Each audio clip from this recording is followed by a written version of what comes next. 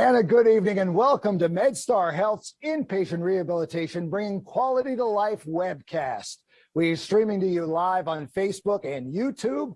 I'm your host, Jamie Costello from WMAR2 News, and I'm here in the Inpatient Rehabilitation Center, 60,000 square feet of beautiful space up here on the 5th floor of MedStar Good Samaritan Hospital, overlooking beautiful Loch Raven Boulevard here tonight. And I'll be joined by 5 expert panelists who are here remote this evening so that we can talk with you tonight without masks. Look at the blocks. You look beautiful. You filled in the blocks beautifully. We're here to discuss physical medicine and rehabilitative therapy. So if you have a loved one who has a condition or an impairment that has affected the brain, spinal cord, nerves, bones, joints, ligaments, tendons, or muscles, keep watching. This is for you. I don't think we left anybody out. This is for you. Now make sure you let your care providers know to tune in for the next hour here on MedStar Health Facebook page or the MedStar Health channel on YouTube. We want you to post your comments. We'll take your questions. You know, they say don't go to the internet to find a doctor. Well, tonight it's your luck. All you have to do is click a like and be sure to share the post so your friends can join in on the discussion. We want to hear from you from the privacy of your own home. All right, let's meet the team. Filling in block number 1, here he is, Dr. Kritis Dasgupta, who is the chair of physical medicine and rehabilitation at MedStar Good Samaritan Hospital. He is fresh off a Meet the Press encounter. Does he look like he's on Meet the Press right now? He is also the associate medical director of the MedStar Health National Rehab Network, and doctor is joining us from the multi-purpose room in the center. We're going to hear from him shortly. Thank you, doctor. Next up, let's bring in Holly Ryan. She's one block over. Holly. Hello, Holly. Holly's an occupational therapist, certified brain injury specialist. She's been doing this 11 years. Her primary area of expertise is neurological rehabilitation, and she'll be in a space here in the center called Be More Independent Way. We'll talk to Holly. Teresa, let's bring in Teresa Guo for the past 5 years. Hello, Teresa. She has worked as a physical therapist, a certified brain injury specialist, and she will be live with us from the ADL apartment. Hello, Teresa. Dr. Natasha Durant, next. She's a pain psychologist who at this moment, hello, doctor, is remoting from the Smythe building here on the campus. And we're going to talk more with her about why pain psychology is so important in caring the physical medicine patients, okay? And Krista Armstrong is next. And Krista joins us right now. Hello, Krista. And she's in the Rehabilitation Center's admission office. Hey, you don't have a speaking role yet. Hold on. And Krista is a certified rehabilitation nurse. And that sounds very specific. Now you can talk, Krista. That's right, Jamie. Thank you. Good evening, everybody. I am part of a team that's very specialized. We work with the patients and families as educators, care coordinators, and advocates with all these wonderful people, doctors, therapists, the whole team. So happy to be here. All right, Krista, thank you. Well, here they are, all of them, 5 rehabilitation therapists, experts that are standing by waiting for your questions. They're ready to share information on physical medicine and rehab, and they want to answer your questions. So at the beginning, I mentioned all the impacted areas of the body that might need the specialized care of physical medicine and rehabilitation, and it's called PM&R, and Dr. Dasgupta is here. What exactly is this, doctor? Tell us about this and the patients. Hi, good evening, Jamie. So PM&R is a medical specialty that restores function after illness or injury or disability. And our goal in PM&R is always to restore quality of life in patients who may have functional limitations. So these could be physical limitations or cognitive limitations or any combination of both. And in the field of PM&R, we really work with a very broad variety of patients. So it could be patients who've had a stroke or other type of brain injury, patients with amputations, spinal cord injury, or some who are just debilitated after a prolonged medical illness, just to name a few. All right, is it very different from a nursing facility? There are some differences from a nursing facility, Jamie. So the centerpiece of our rehab program is our brand new inpatient acute rehab center. And acute rehab is an intensive level of rehab that's not available in any other setting. In acute rehab, our patients receive 3 hours of therapy a day, at least 5 days a week. And our goal in acute rehab is for the patient to make a large functional improvement over a relatively short period of time. Another feature that's unique about acute rehab is there's an intense level of medical and nursing supervision that's not available in any other setting, and that's also often necessary because our patients can be medically very complex. Our team works in a very interdisciplinary fashion. So on our rehab team, we have all of our therapists, our physical, occupational, and speech therapists, case managers, social workers, nurses, and medical providers. And we all collaborate with the family and the patient to develop a specific program for each patient, which will maximize their functional independence. Hey, Dr. MedStar Good Samaritan has a long history of this type of care of patients, right?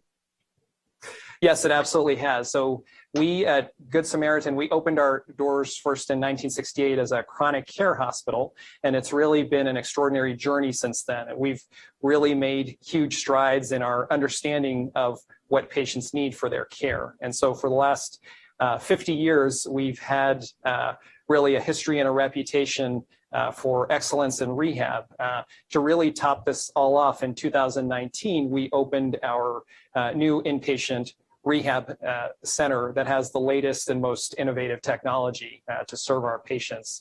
And before we opened our new rehab center, we asked both our patients and our caregivers, what would you like to see in a new rehab center? And we designed our center accordingly. So it has a number of very special and unique features. As you can see, it has a very large open gym design, very state-of-the-art design, and that really fosters interdisciplinary communication between the therapists and the other providers. We have 49 beds, and we have mostly private rooms. And then we have certain special technology.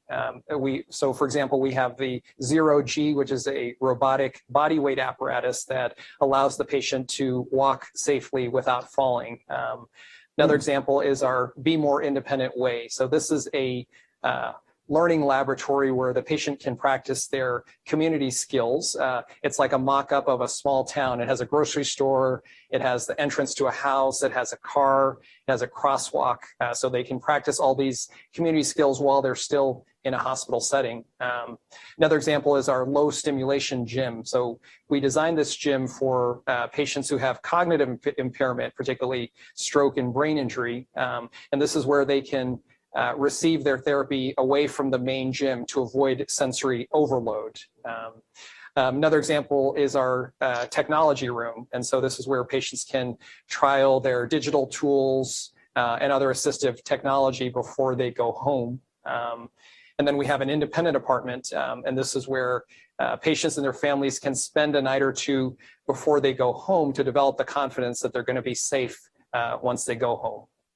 That video that you showed us, it's impressive. That was nice for you to whip it out of your wallet there. We have since replaced the ambulances, right? We've updated the ambulances from the 50s. That's great. Hey, correct. Tell me what's behind you right now, doctor.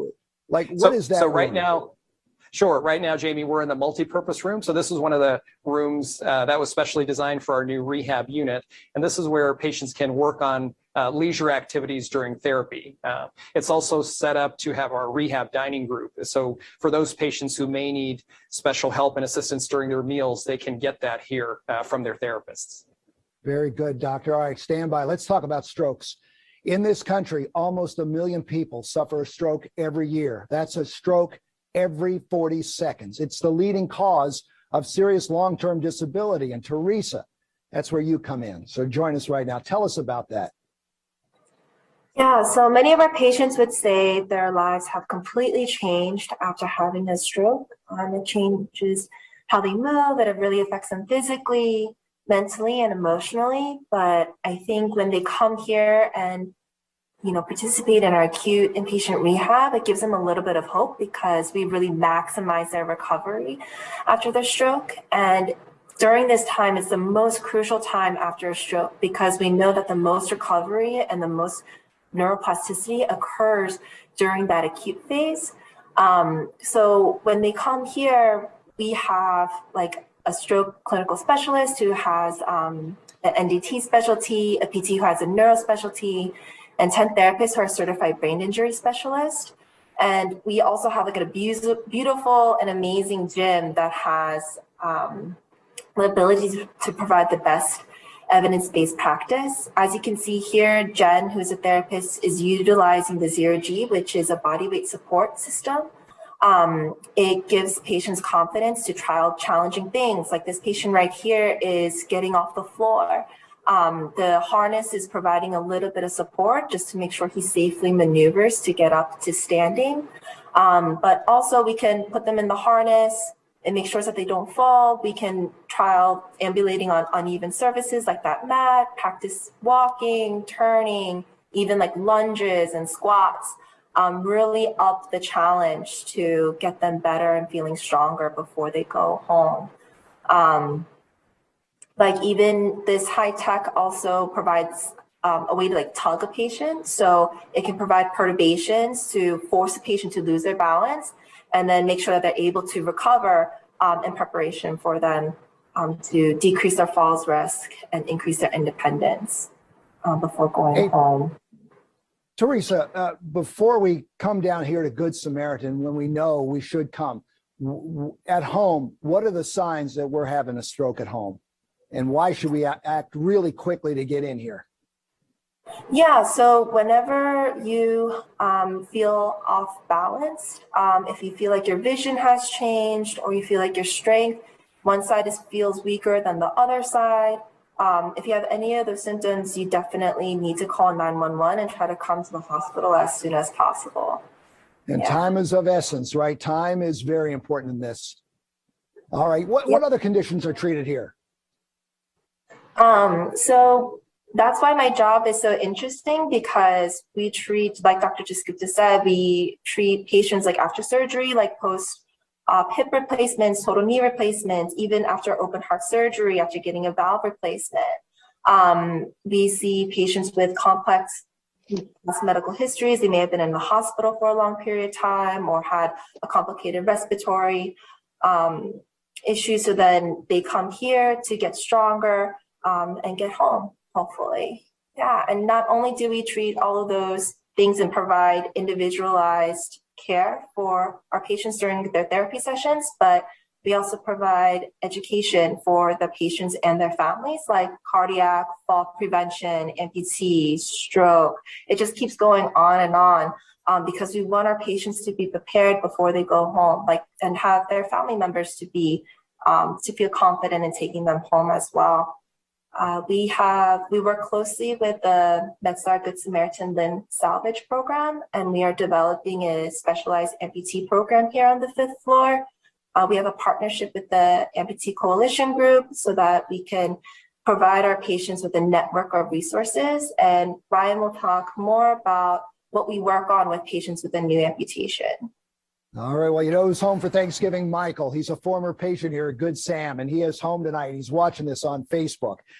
While you're still here, Teresa, we just got a question here. What kind of strokes can you rehab? Great question. Yeah, any type of stroke. I think there is hemorrhagic and there is ischemic types of strokes.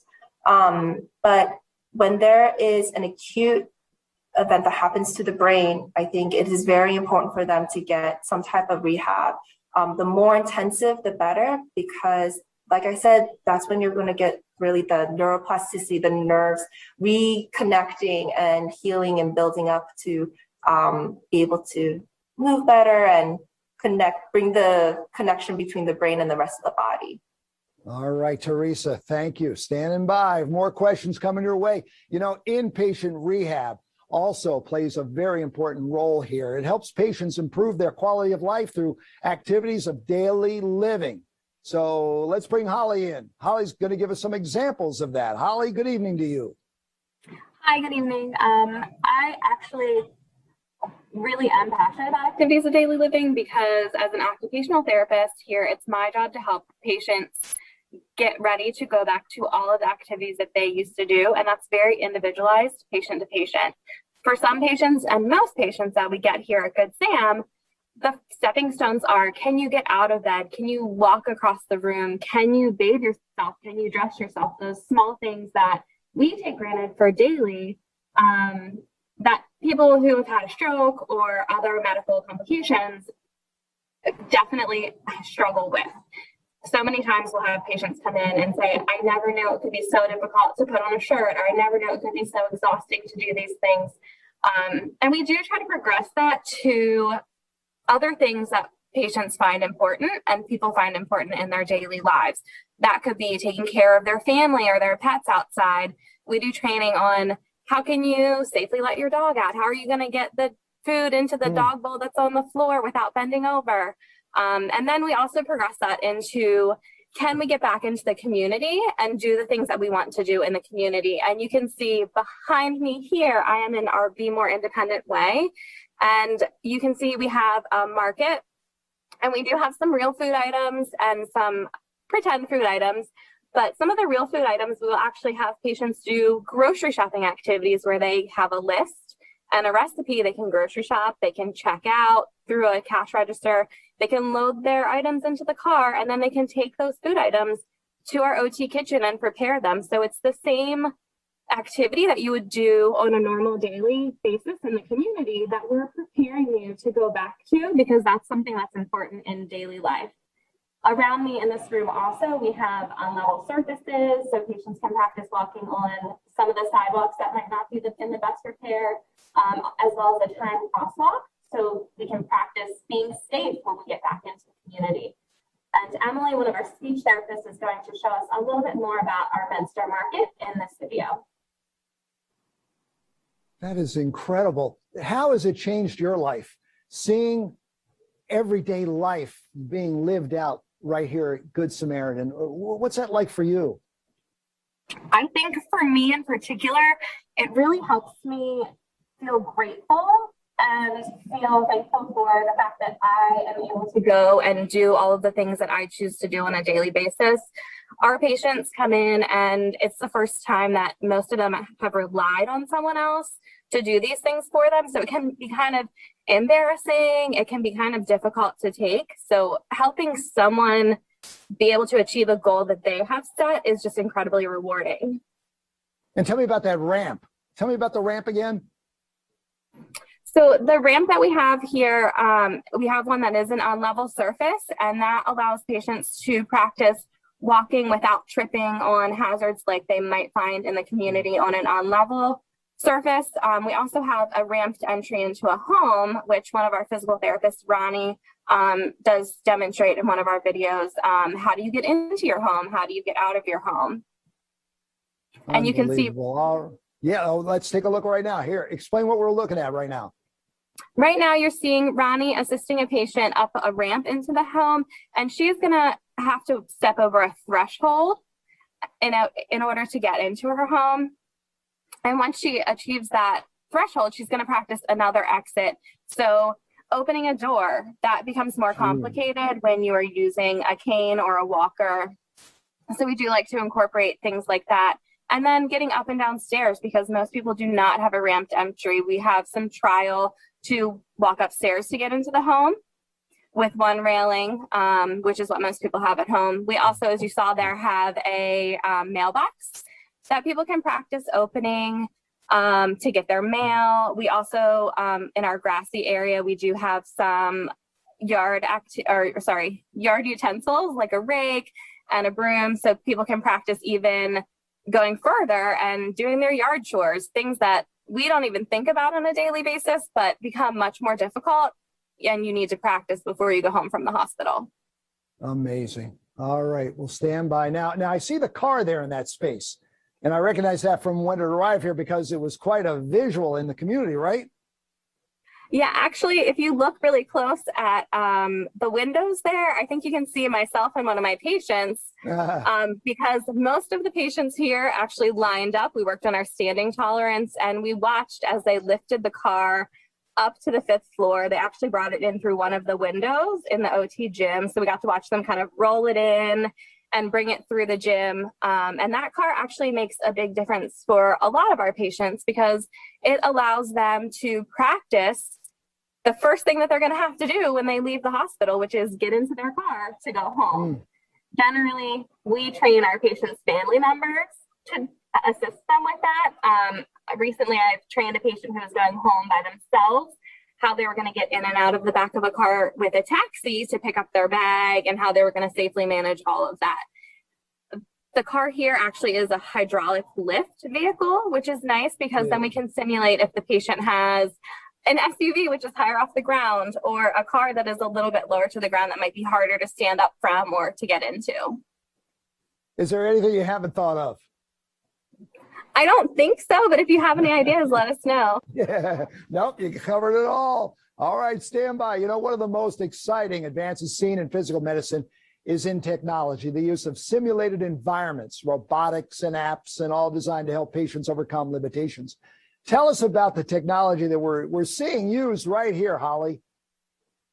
So here at Good Samaritan, we do have a technology lab, and that allows us to let patients trial different pieces of equipment, from our spinal cord patients who need to work on environmental control.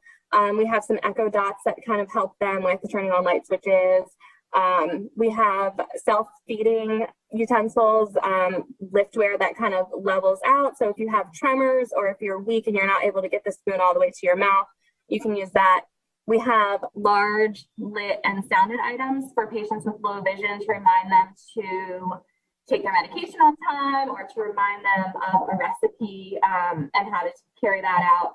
We also have a BITS system, which is a large therapy system, as well as iPads and apps that I think we have a video of Shannon, our speech therapist, giving us a little bit more in depth.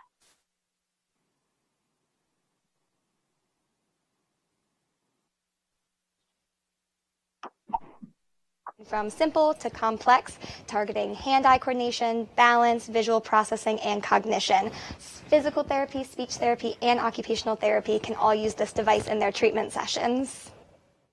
So here we have a cognitive activity that also works on visual scanning and sequencing, where the patient is required to put the letters in order, but we have them spread out across the screen to make it a little more challenging. So the patient's going to perform a scanning activity. So starting with the letter A, she needs to put the letters in the correct order by scanning across the screen and sequencing correctly.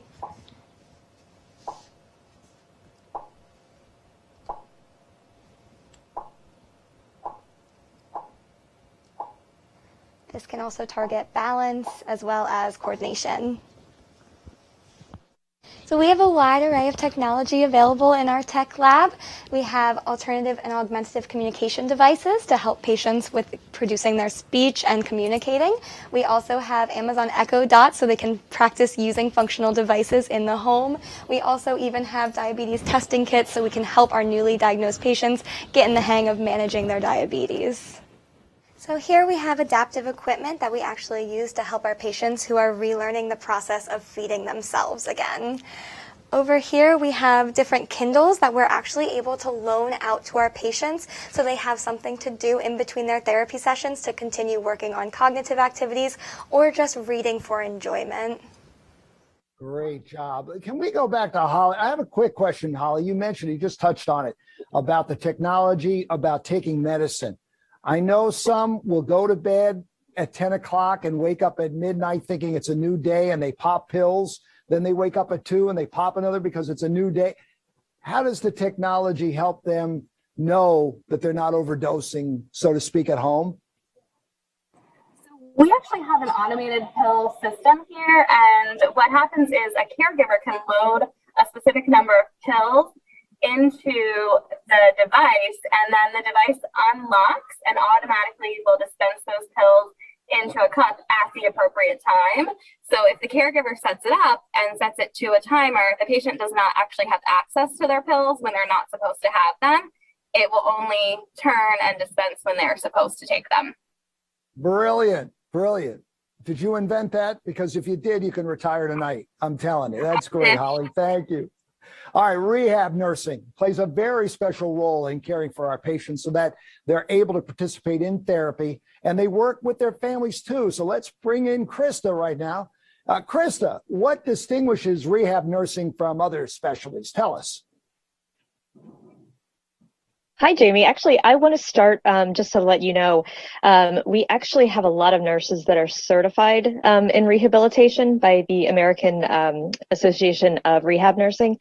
So it's great to be able to offer that expertise, and we get that from additional study, testing, and so we have the knowledge, the real focus on the diagnoses that we serve, and the planning. So as Dr. Desgupta said, you're going to get the very closest possible nursing supervision in this level of rehab. So to be able to offer that is great. So rehab nursing actually at its core, I mean, we are a part of the team. So we are going to work with the doctors, nurses, the therapists that you've met tonight, our support staff, everyone to collaborate on the plan. So one of the things that we do is going to be a daily assessment of your physical, your mental health. We're going to collaborate with providers if there's anything that needs to change with that. And something that a lot of people don't think about with rehab is with, your new condition, your stroke, your heart attack, your new amputation might come with a new challenge that, you don't really expect. So maybe a tracheostomy to breathe, or, you have a feeding tube and that's how you're going to eat, for the time being at least, or a colostomy or special wound care that you need to do. So nursing is going to play a really big role in education there to make sure that when you get home, you can manage these things, not be intimidated by these things and manage them safely. So, and Holly touched on doing a lot of training with the family too, because, you might have family help when you get home with that. Not everybody can be completely independent. We all need a little bit of help, right? So, there's that. It's a lot of education, even if it's, if you've newly diagnosed with diabetes and maybe that's what caused your stroke. We want to help you understand how to manage your blood sugar, how to, fix your blood sugar if it's gone in the wrong direction.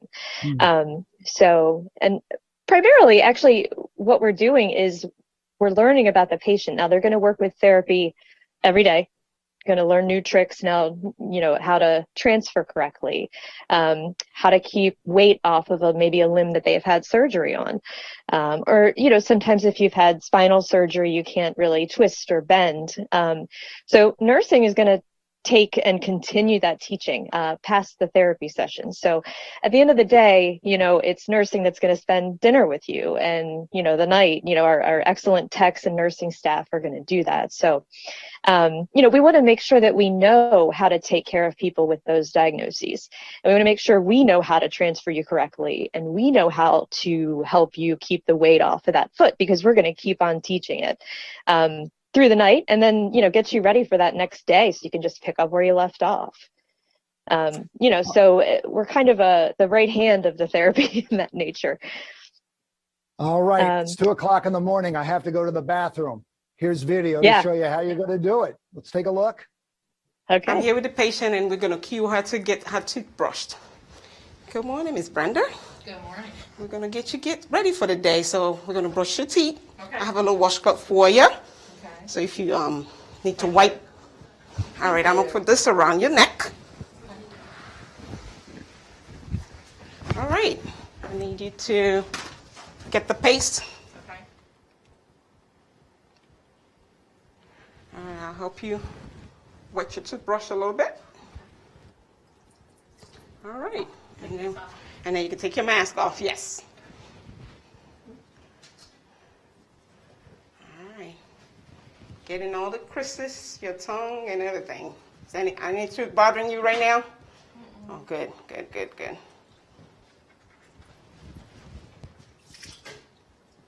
I have a little bit of washcloth for you. You might want to. Oh. Yeah, got a little paste right there. All right, you want to. What are you going to do? It's going to make me wear it. All right. Thank you. All right.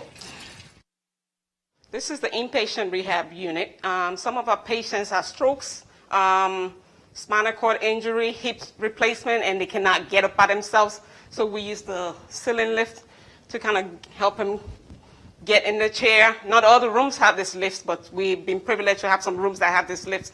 So we try to make sure some of these patients are in those rooms so that it's easy to transfer them from the bed to the chair, from the chair to the bed. And this is the Hoyer pad right here. And We're going to have her roll over, and then we're going to put the pad under her and then lift her up. All right, Miss Brenda, we're going to have you turn, bend this leg over, and then go over that way.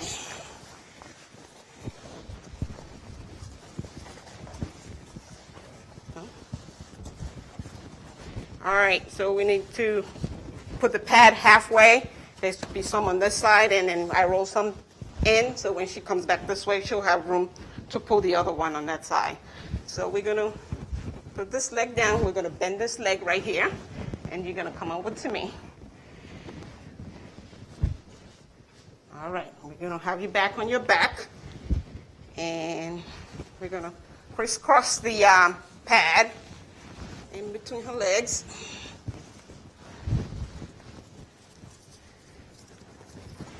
Right there. And then we'll make sure she's right under it. Yeah. And then we'll bring the lift. All right, so we're going to have the lift descend down with the remote.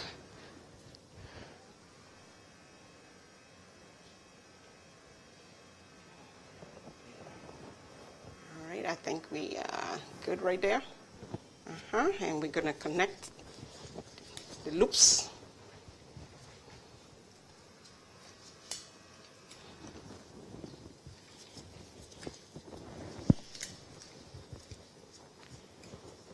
And we're going to lift her up. Yeah. Just remain still.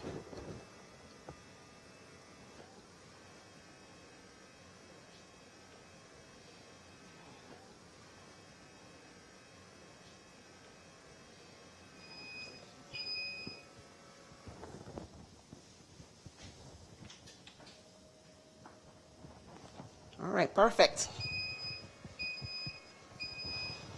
And we're going to move her over with a lift.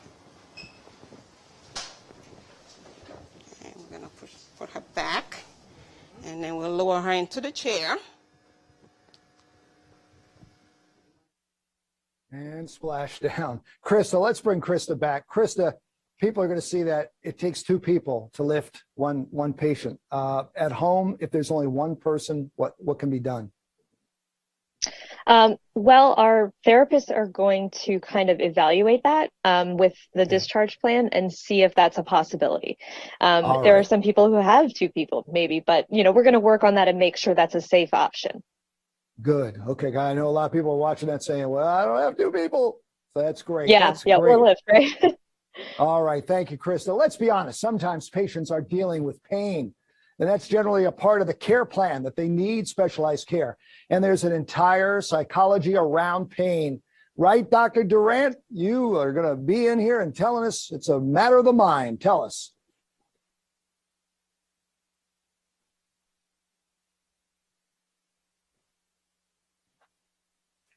That's right, Jamie. Pain is very, very prevalent in the inpatient setting. In fact, like 50% of persons in the inpatient setting is going to complain about pain as a primary issue. Our concern is that pain can cause a barrier to care in the rehab setting. For a lot of people, they're dealing with a lot. This is the first time generally that they're going through a major offset in functioning, a major offset in their independence. And on top of that, the emotional roller coaster that can occur, pain can be present. We know that negative emotions can impact how people actually perceive their pain. There is a neurophysiology about pain. Pain actually traverses through 3 different regions of the brain before you're making sense of it. That would include your sensory system, your affective system, and your cognitive system. So traditionally, for pain management, a lot of that has been managed by medications. And there are some people that can really benefit from medication management. But when you have pain that is more moderate to severe and the traditional care isn't quite getting at pain, there is room for pain psychology. Pain psychology was always intended to complement medical care, standard medical care for patients, because we know how complicated pain can be. When they look at the necessary components of how to treat psychologically, how to treat pain in patients, they have figured out that it's so important for psychoeducation to occur. It is so important and necessary that cognitive strategies occur in that individual. We also need the opportunity to teach them strategies for using their bodies and building on their ability to be active in their own life. And we want to build on coping strategies. And that's what a pain psychologist really works with a person while they're inpatient on a rehab facility to get them to get the most out of their time here, because we know the acute management is so important. But I'm not the only member. It's not only pain psychology. We have other behavioral specialists that's a part of the team. We have neuropsychology. So as the other panelists mentioned, if a person's had a stroke, generally we want to do a thorough assessment to understand what has changed in that person's cognitive functioning, their ability, their social engagement. And so a neuropsychologist would do some testing and inform the team as to how we can refine and improve what a patient can, again, regain in that acute recovery phase. We also have a rehab psychologist. A rehab psychologist, again, is very proficient in dealing with people who are living with chronic illnesses, again, dealing with disability, dealing with dysfunction, dealing with limitations. So that individual is going to be an integral part of your care and follow you throughout your stay at the rehab facility, providing cognitive supports, and again, engaging you and your family. Doctor, you've never been asked this question before. When will the pain end? I think you have an answer to that. How many patients have asked that? When will this pain end? I wish I could answer in the affirmative and say that for some individuals, not all pain, there is a difference between acute pain, which can last days, weeks, or just a few months, to chronic pain. A lot of times, patient, as they move through their recovery process, their pain is a part of that recovery. So things do get better. But for those individuals where pain lingers, where pain becomes chronic, it is so important to have the psychological support to go along with regular medical management. Part of what a pain psychologist would do is to really kind of rehearse and or teach patients about their condition. It's not that your physician hasn't done that. It's in all truth, when you're in an emotional space and things are happening to you, you're usually not available to really listen, hear, learn, and perceive. So with a pain psychologist, talking about what your conditions are, what the barriers are, expectations, again, as a team, we can get farther along in care. Thank you, doctor. Great answer. Thank you. I want to bring Holly back in. We had a question, Holly, from Bernie. Bernie's on Facebook right now. He wants to know, is there a rehab treatment for eye disease? Holly, can you help Bernie out?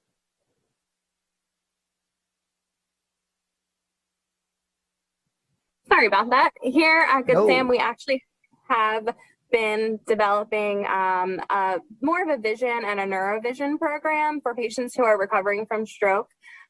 We do teach specific eye exercises to our patients at the direction of a neuro-ophthalmologist who comes in and does evaluate and treat our patients here.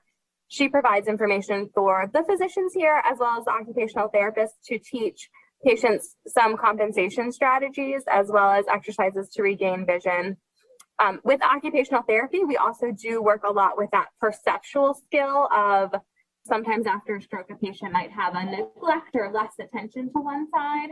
And we'll work on some strategies to help them kind of learn to scan and learn to look to that side a little bit more. All right, we have another question here, Holly. Stay with us here. A viewer wants to know about transitioning out. What does that mean, transitioning out? So transitioning out of rehab, generally we like to think about patients going home, but sometimes that means they're going to go home with more care. Or they may need to transition to additional rehab at home or outpatient.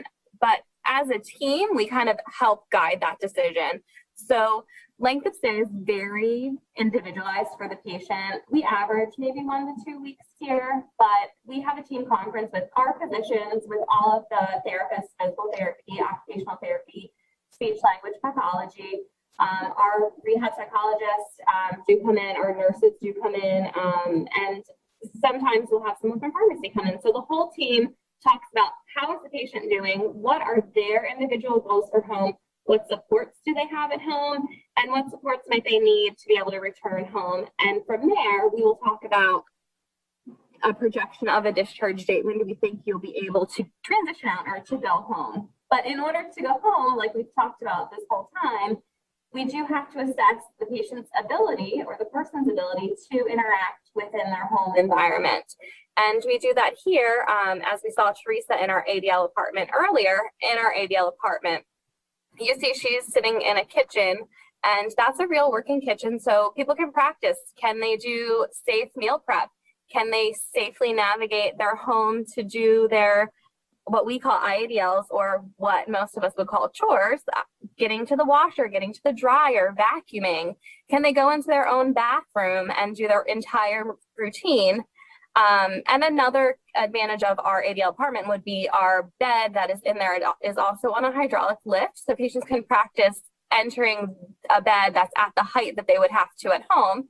And I believe we have a video of Ronnie, our physical therapist, who will talk to us about an independent living trial in that space. Welcome to our ADL Activities of Daily Living apartment here at MedStar Good Samaritan Hospital. As you can see, we have a full-size kitchen accompanied by a washer and dryer, a simulated living room with a dining table, and we have a full-size bedroom with a household bed, dresser, nightstand, along with a full bathroom with a sink, toilet, and shower. Now, we can use this room for what is called a therapeutic independent living trial. What that means is we're allowed an opportunity for patients, either by themselves or accompanied by a family member or caregiver, to test out 24 hours of real-life living. We have nursing stations down the hall in the event of emergency, but what this is an opportunity to practice living independently, or caregivers and families working together to meet a patient's specific needs. This room really allows us to promote independence and really allow the best chance for success for our patients after discharge. Amazing. Thank you. Let's bring in Dr. Durant. I got a good question for you. Somebody wrote in, how do you help patients with phantom pain, doctor? Phantom pain. Yes, thank you so much. You know, when a person is dealing with phantom pain, there are quite a few existing procedures that they would work with an outpatient physician to assess.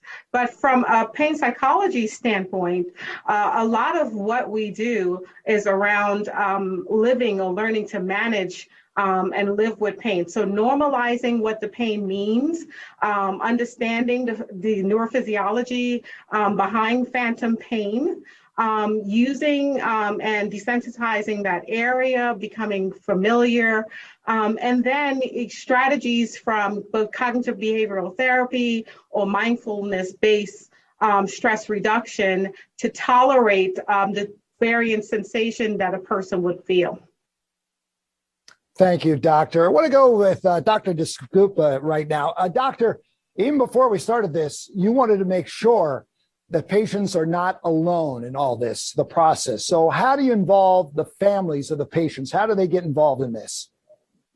Sure, Jamie. So families are really involved in our rehab program from start to finish. So even before a patient is admitted to our program, our admissions liaisons like Krista will reach out and talk to the family to understand what the home setup is, what the discharge plan is. Then once they're admitted, during our initial intake, we'll communicate with the family to understand what their goals are for the rehab stay. And we kind of work together to make sure we have realistic goals for the program. Then as the patient is progressing through the stages of the program, we regularly update the family to let them know how they're progressing and also how long we think they'll be with us. And then closer to discharge, we will do family training. That's where the family comes in, attends sessions with the therapists, and the therapist will teach the family how they can safely take care of the patient at home. And then for those who need it, we will do a formal family conference where our team will sit down with the patient and their family, and that's where we will go through in depth all of the medical issues, all of the rehab issues, what they can expect once they go home, and the prognosis for the future. All right, people are loving the car, they're loving the ramp, they're loving the apartment, and they want to know, how do they get here? Krista, how do patients come here?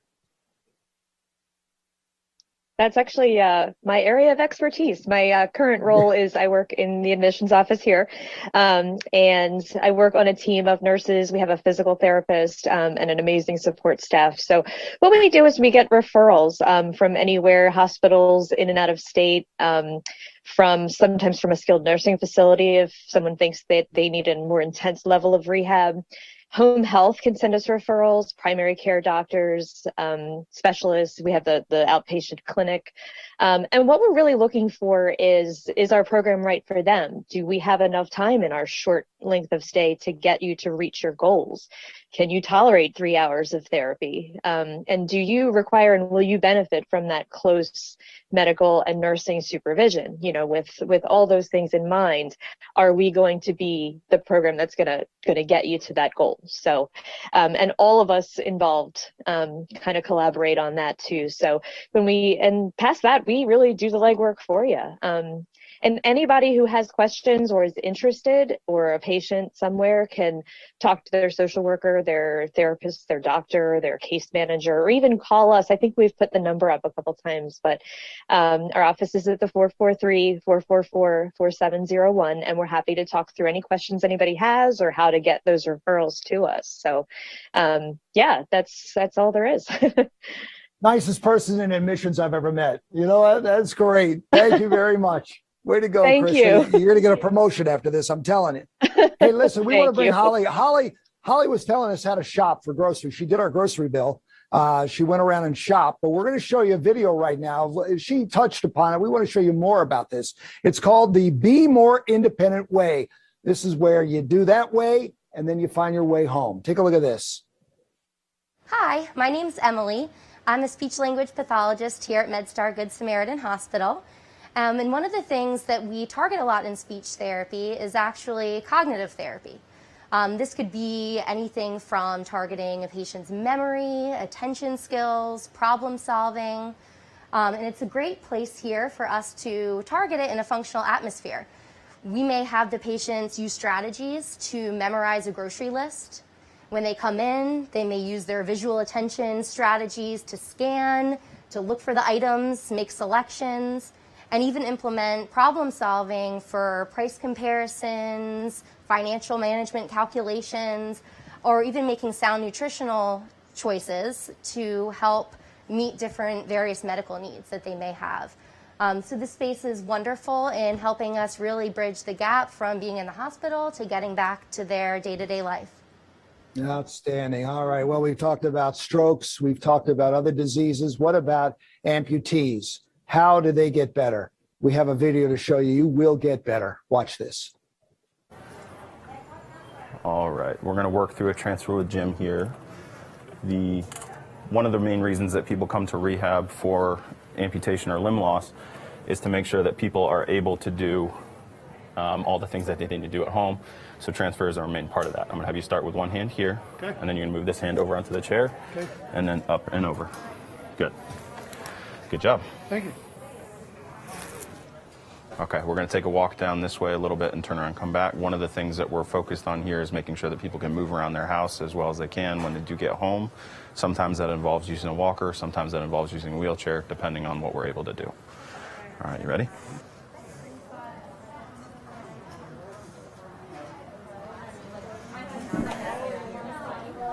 Go ahead and turn around.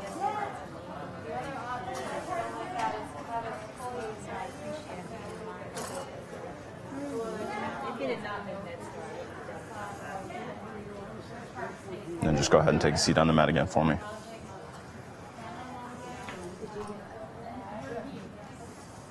All right, go ahead and stand up for me. And we're going to take a walk down the end and turn around and come back. So part of what we do here on rehab is make sure that people are able to move around without the prosthetic yet, because usually we're working towards making sure people are able to heal and make sure that the residual limb is healed up enough before using the prosthetic. So we need to be able to make sure that people can move around at home without one. Okay. Go ahead and take a seat. Yep. And part of what we do on rehab is make sure that everybody's limb is shaped appropriately. So part of what we're going to start with is a figure 8 wrap. Eventually that'll progress to a shrinker, and then eventually after that it'll progress to using a prosthetic full time.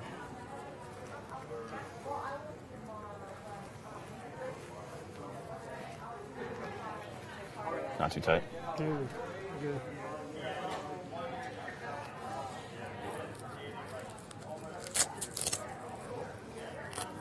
All right. It's good to go. All right, let's bring all the panelists up here, all the experts. You did a wonderful job. We have a couple minutes left, but I'm going to, well, this is rapid fire. All right, first off, somebody wants to know, does everybody get a private room? Raise your hand if you want to respond. Okay, Krista. Yeah, our new design actually does have all private rooms. They're very state-of-the-art with, every accessible thing you can think of in the bathroom. They're actually very beautifully designed. So yes, all private. We do have a couple larger rooms that could accommodate, some equipment or something of that nature. But yeah, you could expect to have your own room. Absolutely. All right. What's the average length of stay? Doctor? Average length of stay, yeah, is about nine days. Tends to be between a week to 2 weeks, and average about 9 days. What if patients need dialysis? We can provide that here, right within the hospital.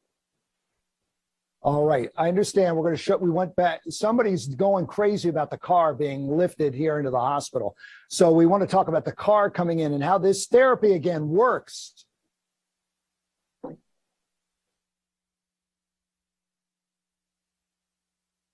We're incredibly fortunate to have a full-size car that we can use for patients to assist in problem solving and getting them home, not only for the first time, but multiple times as they reintegrate into the community. You'll see inside, we have leather seats, we have back seat, driver's side door. The car is actually on hydraulics, so it can be elevated or lowered to reflect what a patient uses in their home environment in that home. And we even have a trunk. As patients finish up their grocery shopping in MedStar Market, they can bring their groceries over, put them in the trunk, and simulate entering and leaving a grocery store for the first time. Whether we're dealing with patients who have had a stroke, patients with an amputation, or patients with spinal cord injury, this car allows a unique opportunity to challenge our patients in a safe way while problem solving with their family or caregivers to establish the best chance for success in the community. Patients can have a wide variety of impairments that make getting in and out of a vehicle difficult. Here in Be More Independent Way, we have an opportunity to challenge and problem solve with the patient to allow them a chance to regain independence with getting in and out of a car, which assists them in getting to and from appointments, to and from church or grocery stores, and allow them to reunite with their family in a safe and independent way. Very good. In the old days, we used to go to the medicine cabinet for a cure-all. Now we go to technology. We want to see what technology is doing to make our lives better here at Good Samaritan. So we're here at MedStar Good Samaritan Hospital Inpatient Rehab Center in our technology lab. So here we like to stay up to date on the latest and greatest in technology. So here we have our iPads that we use in physical therapy, occupational therapy, and speech therapy. So we have a lot of different applications to help with our patients reintegrating into the community. So we have applications that allow our patients with diabetes to track their blood sugar levels. We have reminder applications to help our patients set reminders for themselves that have memory difficulties, or we even help teach them applications that can help them track their medications at home. Very good, very good. Let's bring all the panelists up again. I want to personally thank them all for their expertise in making our lives better. And if I can go real quick before we bring in the boss, can I go down the line? We'll start with you, Doctor, about how proud are you of what's going on inside these walls? Very much, Jamie. Very proud to be part of this program, to work with the team I work with, and all the great things we've done. Holly? I really draw a lot of, I think, strength myself from working with my patients every day to see how strong they are to get through and grow through and really progress through these illnesses that really can take a great toll on how much they can do for themselves. And just to see people gain that independence is incredibly rewarding. Teresa? Yeah, I agree 100% with Holly. I think it's an honor to be able to work with these patients on a daily basis, to initially evaluate them and they're at one level, and then to see them succeed and go through the challenges emotionally. But I was like right there to encourage them. And, you know, we have a great team here, like Dr. Dasgupta had mentioned, with the medical physicians, nursing, occupational therapists, physical therapists, speech language pathologists, and neuropsychologists. We just have so much to offer here. So it's just great to be able to be part of that journey for each of our patients. And doctor, you make the pain go away. How proud. You know, it's really important to be a part of a team that's willing to be there during times when it's difficult for others. And I think that's what we all do very well. And Krista, you see them face to face right at the front, fear, and then you see them going home. And that's got to be life-changing for you. It is. I actually, that's my favorite part, is to go and see what the challenges are for them, and to know that I'm going to, bring them into this program and hand them to this team that I have huge confidence in, and, say they're going to be able to help you with this, and know that they can, and then I kind of see the outcomes. And I do find that very rewarding. Absolutely. Well, you all are just incredible workers, and we thank you so much for what you're doing down here. And the man who has put this all-star cast together joins us remotely. Bradley Chambers, Senior Vice President and Chief Operating Officer, Baltimore Region for MedStar. How do you get all this on a card, on a business card? Brad is also the president of both MedStar Good Samaritan and MedStar Union Memorial Hospitals. Sir, you heard your doctors, your experts here tonight. I mean, this is unbelievable.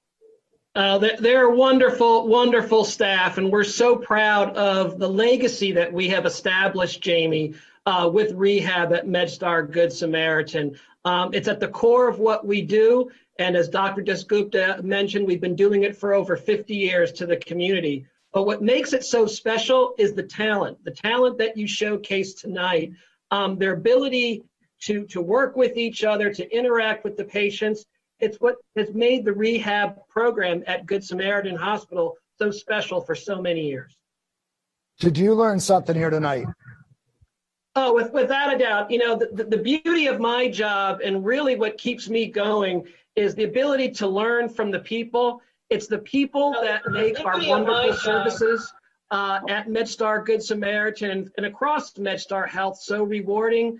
The ability to learn from them each day, and you take away that nugget. But at the core, Jamie, it's always about the patient. And I think what you and many of the people that viewed this webcast tonight learned about, everything that we do at MedStar Good Samaritan Hospital and Rehab is about the patient and putting the patient first. I think we got that part of the story. Thank you, sir. Thanks to all of our panelists Jamie. here tonight, our experts and doctors. Thank you so much for the work that you're doing to make us better. Thank you very much. And thank you for watching us here on YouTube and the MedStar Facebook page. You learned a little bit tonight. And if you need this place is here for you to get your life back up and going. Thank goodness they're here. Thank you to everybody. Thank you for watching, and we'll see you next time.